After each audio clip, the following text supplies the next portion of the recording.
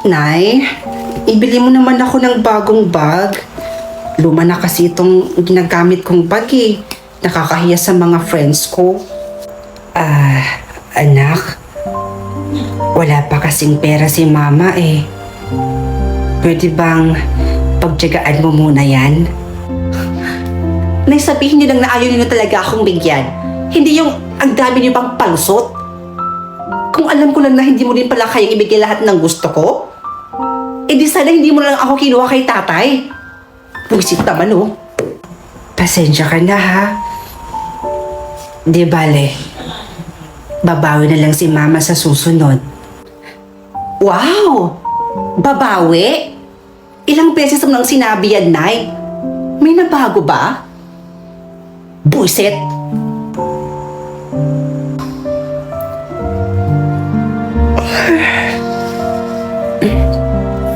Nauuhaw ako.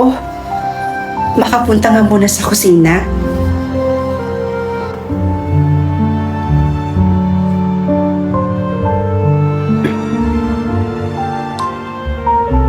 Asa na naman kaya si nanay?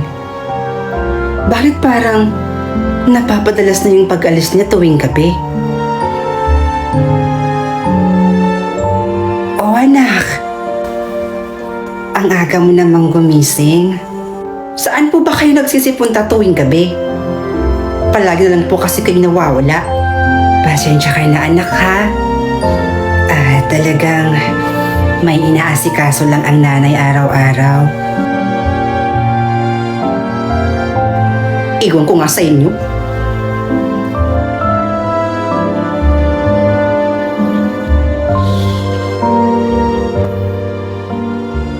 Nay, nandito lang po pala kayo.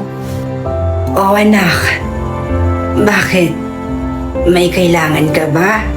May field trip po kasi kami sa school at gusto ko pong sumama dun, Nay. Ang kaso, wala akong pera. Bigyan mo naman ako dyan. Anak, wala pa kasi akong pera ngayon eh. Hindi pa nga sumasapat yung kinikita ko sa paglalaba para sa pang-araw-araw natin na gastusin dito sa bahay. Lalo na yung ginagastos pa natin para sa pag-aaral mo. As usual, malamang wala na naman. Bakit ba kayo ganyan sa akin, Nay? Tuwing humihingi ako sa inyo ng pera, lagi niyong sinasabing wala. Siguro, oo, nauubos nga yung pera niyo.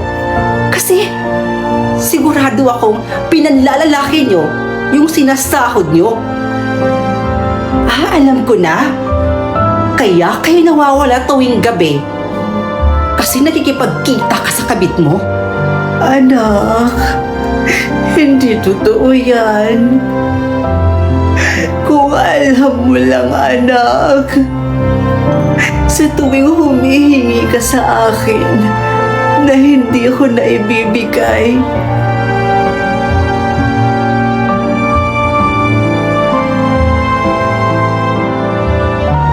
sobrang sakit dun sa akin.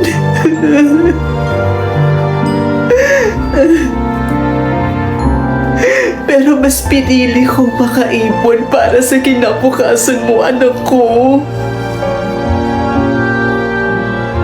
At sa mga gabing gustong mamahinga ng katawan ko nang dahil sa maghapong trabaho.